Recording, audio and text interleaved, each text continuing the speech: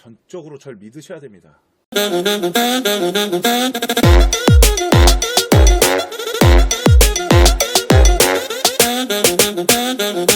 자, 정말 많이 물어보세요. 지금 이제 고등학교 선택식입니다. 그죠? 고등학교 선택에 대한 부분은 저희가 방송을 찍어서 올려놓은 게 있지만 그걸 한번 종합적으로 정리를 좀 해볼게요. 잘 보세요. 고등학교를 이제 선택하셔야 됩니다. 고등학교 선택할 때 보통 가장 많은 이야기를 하는 거는 내신 따기 좋은 학교를 가야 되는 거 아닙니까? 라는 얘기를 많이 합니다. 내신 따기 좋은 학교를 가면 좋습니까? 네, 좋습니다. 왜 그러냐면 교과 전형이라는 거 준비할 때는 내신 따기 좋은 학교가 좋아요. 그런데 학생부 종합 전형이라는 걸 준비할 때는 내신 따기 좋은 학교가 무조건 좋지는 않습니다. 왜 그러냐면 뒤에 가서 말씀드리겠지만 학생부 종합 전형은 단순하게 등급만 가지고 뽑는 게 아니다 보니까 학교 수준이 어느 정도 받쳐줘야 됩니다. 이런 부분들도 있고요. 또 하나 정말 중요한 거예요. 교과 전형 같은 경우는 우리 아이가 열심히 공부를 해서 등급을 따면 되는 거지만 학생부 종합 전형이라는 건 생활기록부를 만들어야 돼요. 그렇기 때문에 이 학생부 종합 전형을 준비할 때 생기부를 만들 수 있는 학교를 가야 됩니다. 다시 정말 중요한 거예요. 생기부를 만들 수 있는 학교를 가야 돼요. 그냥 고등학교 올라가면 다 생기부가 만들어지는 거 아닙니까? 무슨 학교마다 생기부에 대한 비중과 생기부를 관리하는 시스템이 프로그램이 다릅니다.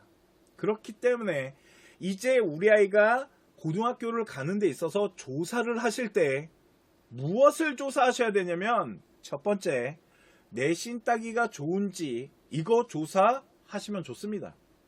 왜 그러면 내신을 따기 좋은 학교가 나쁜 건 아니기 때문에. 그런데 그거보다 더 중요한 게 뭐냐면 만일 내가 아까 수도권은 학생부 종합 전형으로 아이들을 많이 뽑는다라 그랬어요. 인서울 같은 경우는 거의 한 45% 가까이 학생부 종합 전형으로 뽑습니다. 그렇기 때문에 학생부 종합 전형을 버리고 가는 거가 되게 리스크가 있습니다.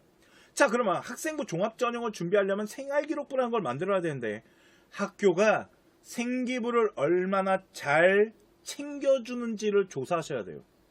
이거 어떻게 조사하는데요? 자, 두 군데에서 조사하실 수 있습니다. 첫 번째, 선배 엄마들.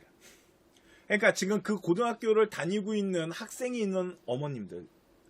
그 어머님들이 정보원이죠.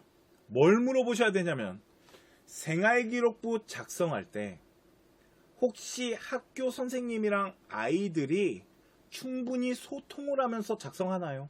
이게 되게 중요합니다. 이게 무슨 말이냐면 자, 생활기록부를 구성할 때요. 어떤 학교들이 있냐면 우리 아이가 어떤 활동을 했습니다. 그 활동에 대해서 내가 선생님한테 무엇인가를 어필하고 싶어요.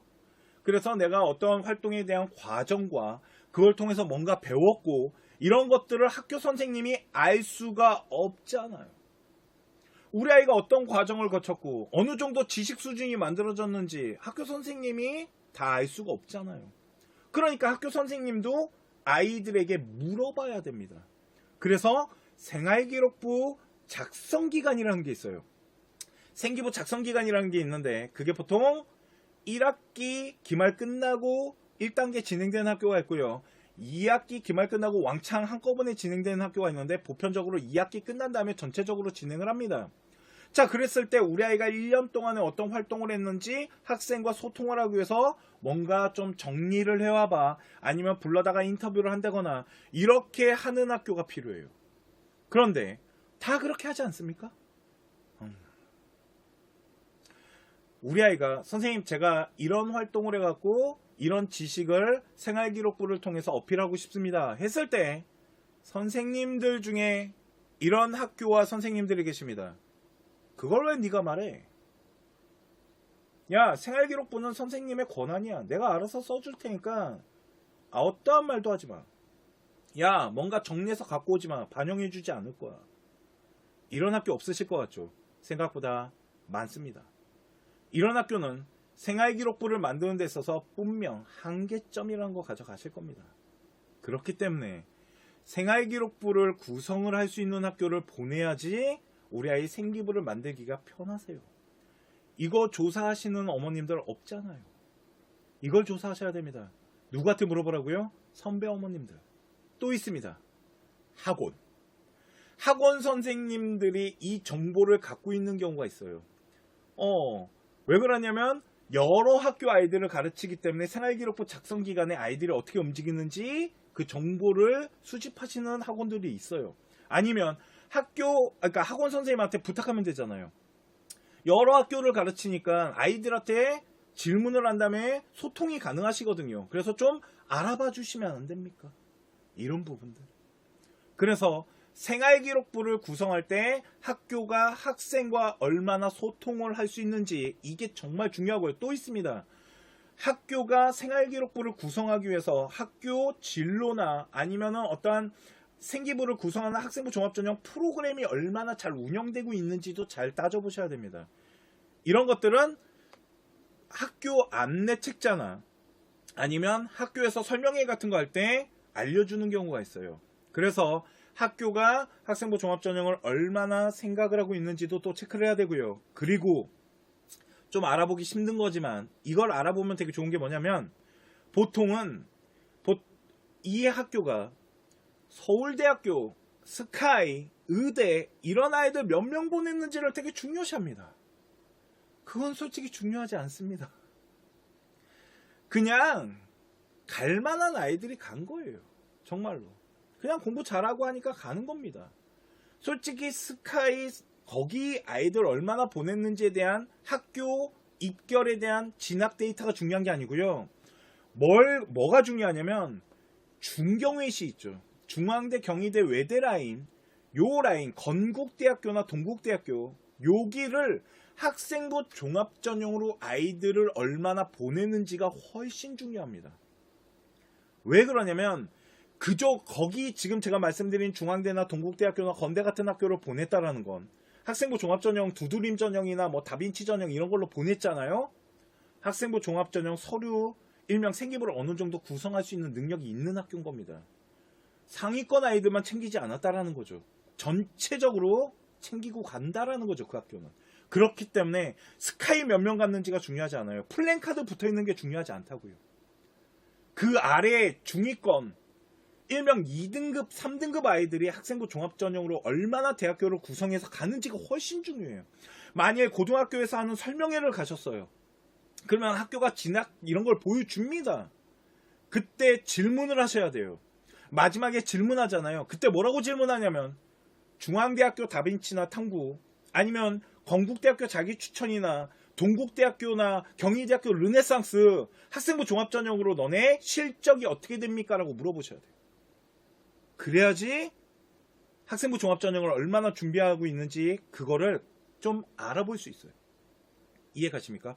상위권만 챙기는 학교가 아닌 그런 학교가 정말 좋은 학교인 겁니다. 학생부 종합전형 하는 데 있어서는 어느 정도 학교가 프로그램이 있다라는 소리거든요. 이해 가십니까?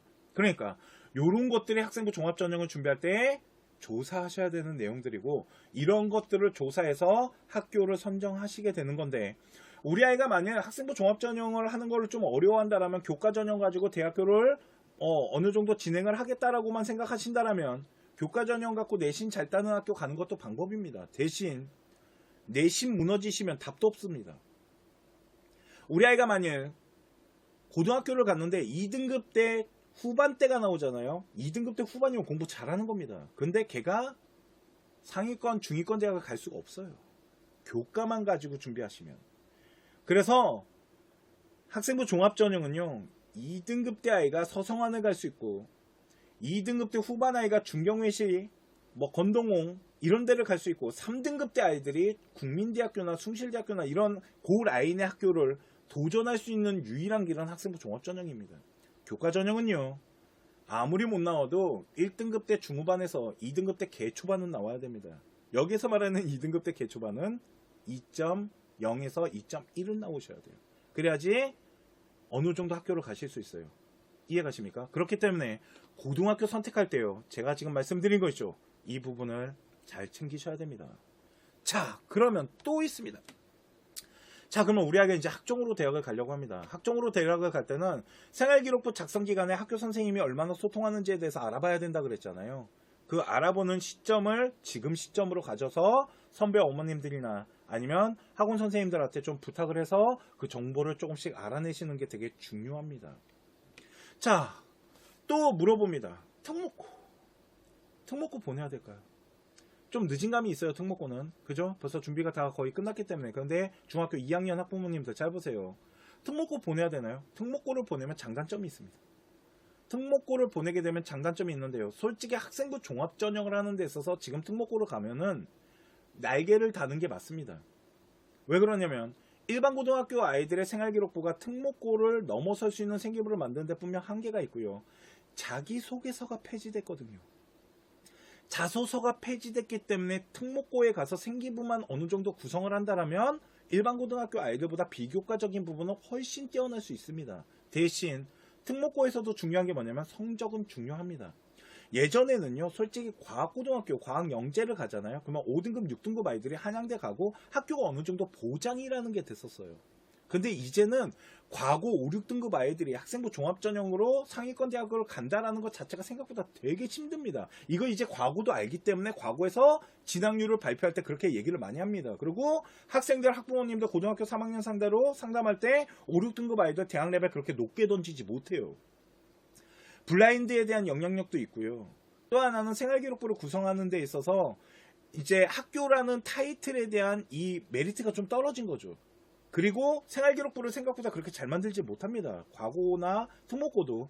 대신 만들려고 작정하면 어느 정도 만들기가 좋은 게 특목고인 거죠. 그러다 보니까 특목고는 솔직히 단점도 있습니다. 내신 따기 힘들고요. 내신 교과 전형이란 건 아예 준비할 수가 없어요.